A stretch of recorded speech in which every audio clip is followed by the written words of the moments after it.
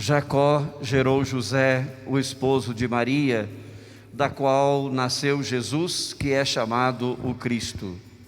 A origem de Jesus Cristo foi assim: Maria, sua mãe, estava prometida em casamento a José, e antes de viverem juntos, ela ficou grávida pela ação do Espírito Santo.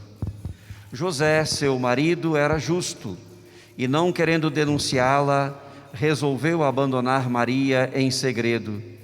Enquanto José pensava nisso, eis que o anjo do Senhor apareceu-lhe em sonho e lhe disse: José, filho de Davi, não tenhas medo de receber Maria como tua esposa, porque ela concebeu pela ação do Espírito Santo. Ela dará à luz um filho, e tu lhe darás o nome de Jesus, pois ele vai salvar o seu povo dos seus pecados. Quando acordou, José fez conforme o anjo do Senhor havia mandado. Palavra da salvação. Glória a vós, Senhor.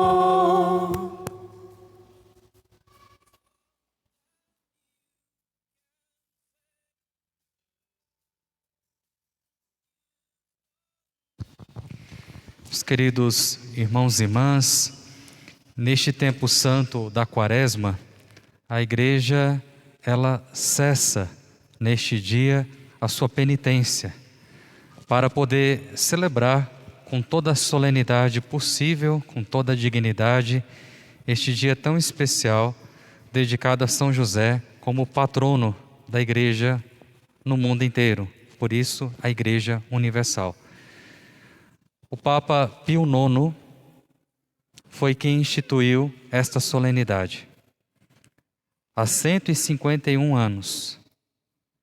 O ano passado, o Papa Francisco, em comemoração dos 150 anos da instituição desta solenidade, escreveu para nós um documento, pedindo para que nós pudéssemos reconhecer a importância de São José na história da salvação, na história da Igreja, mas sobretudo neste tempo de pandemia. O Papa Francisco nos recordava que São José, como pai adotivo de Nosso Senhor, continua presente na Igreja como seu pai adotivo. Lembremos que a Igreja é um corpo. Nós estamos unidos a Cristo pelo Santo Batismo. Fazemos parte do corpo místico de Cristo. Nós somos cristãos. E por isso São José, como a Virgem Maria, unido a ela, são nossos pais. Nós não somos órfãos. Além do Pai do céu, Deus, nós temos também um Pai adotivo que zela pela Igreja como seu patrono. Porém, assim como o Pai do céu é discreto, São José também é discreto. Poucas passagens na Escritura nos falam de José. Nós temos, por exemplo, hoje, São José que em sonho recebe o aviso do anjo para não temer receber a Virgem Maria como sua esposa. Ambos estavam noivos, já com compromisso definitivo, neste esponsal de amor. Porém, Nossa Senhora, ao aparecer grávida, alguns santos, como São Bernardo, dizia que São José não levantou suspeita sobre Nossa Senhora, como alguns pensam, que estava desconfiando de Maria, da sua fidelidade. Pelo contrário, São José, como um homem predestinado, assim como Nossa Senhora, a fazer parte desse grande mistério de salvação, por intuição sabia que algo extraordinário tinha acontecido com sua noiva. Por isso quer deixar Maria em segredo, porque reconhece que não é digno de estar ao lado de uma mulher tão especial. E o anjo, enviado por Deus, assim como também foi enviado à Virgem Maria, diz: não temas, José, receber Maria como sua esposa, porque o que aconteceu nela de fato é obra do Espírito Santo. E você faz parte dessa história. Por quê? porque você dará o nome a Jesus, como um pai adotivo. Você faz parte de uma grande história de salvação. Aquilo que hoje nós ouvimos na primeira e na segunda leitura, que da descendência de Abraão e da descendência de Davi viria o Salvador, São José é como que um elo dessa corrente. São José faz parte dessa história. Dar o nome a uma criança na cultura judaica é reconhecê-la como seu filho. Deus deu a José essa graça de fazer parte dessa história de salvação como a imagem de Deus Pai nesse mundo. Olha que dignidade desse homem. Nós trazemos em nós a imagem do Cristo pelo batismo. São José traz na sua pessoa a imagem do Pai. É algo surpreendente. Outros santos diziam que São José recebeu da parte de Deus uma das maiores honras da nossa história, porque traz consigo a missão de cuidar das duas pérolas mais preciosas para o Pai do céu, o seu Filho amado e a mãe do seu Filho amado. Maria e Jesus é o protetor da igreja.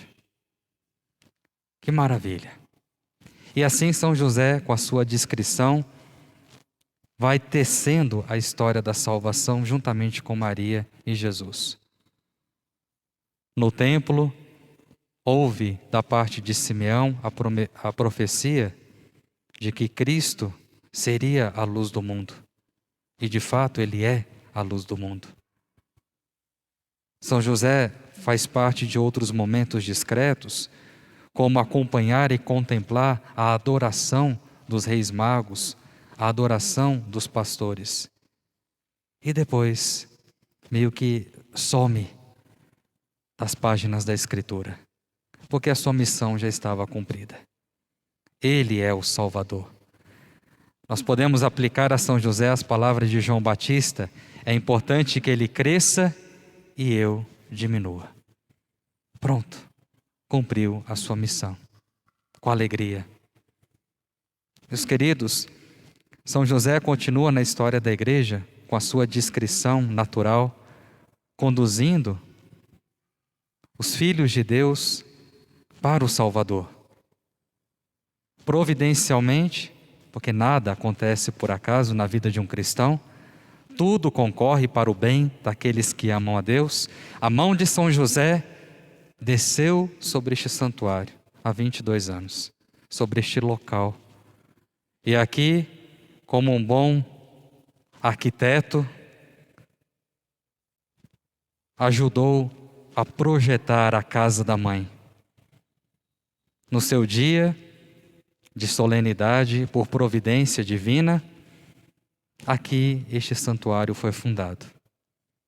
José continua cuidando da casa da esposa.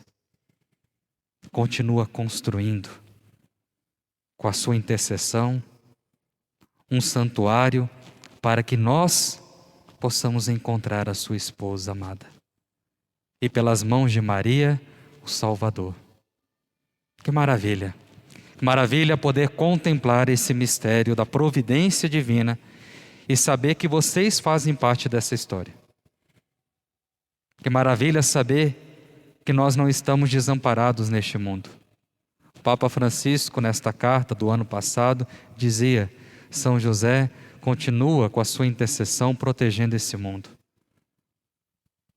Ele é a imagem de tantas pessoas que agem com discrição nesse mundo para ajudar outros a serem salvos. E o Papa citava, por exemplo, neste tempo de pandemia, quantas pessoas que estão no anonimato, com discrição, colaborando, ajudando, estendendo a mão para que as pessoas possam se levantar das suas enfermidades, da sua falta de esperança. E o Papa foi citando tantos médicos, tantos enfermeiros, policiais, militares, pais de família, mães, avós, tanta gente com discrição, sem fazer muito barulho, vai agindo na história, vai conduzindo a história, a imagem de José, e sustenta esse mundo com a sua caridade, oferecendo o seu serviço, colocando-se em risco para ajudar as pessoas. Que bonita essa imagem. Que bonito saber que também este santuário tem sido instrumento de graça na vida de tantas pessoas. Ao longo desses 22 anos, quantas pessoas já passaram por aqui? Quantas pessoas cansadas, quantas pessoas em busca de uma resposta, de uma palavra, encontram aqui na casa da mãe esperança. É o Tabor da esperança. Encontram consolação, encontram a força dos sacramentos, da palavra de Deus, encontram um ambiente de oração.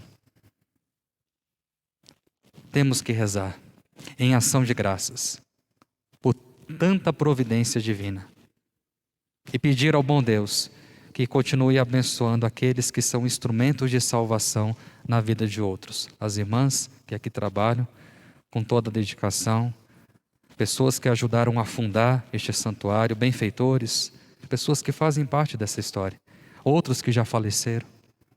E assim, a obra de Deus, ela vai se estendendo, vai se alargando neste mundo, até que todos possam ser alcançados pela misericórdia do Pai.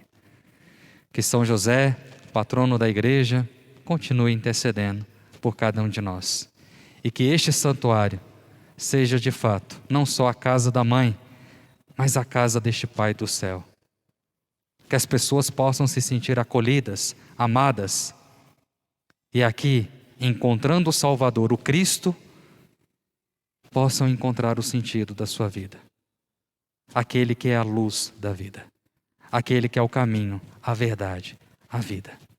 Que este santuário continue crescendo, não somente de modo físico, mas espiritual. Que aqui seja uma referência, com toda a descrição que aqui nós encontramos, mas que aqui seja uma referência de São José para a igreja em Brasília, para também os militares que aqui frequentam. Que a Virgem Maria interceda por nós e que São José continue cuidando dos seus filhos. E que nós possamos pedir sempre a sua proteção, porque nós não somos órfãos.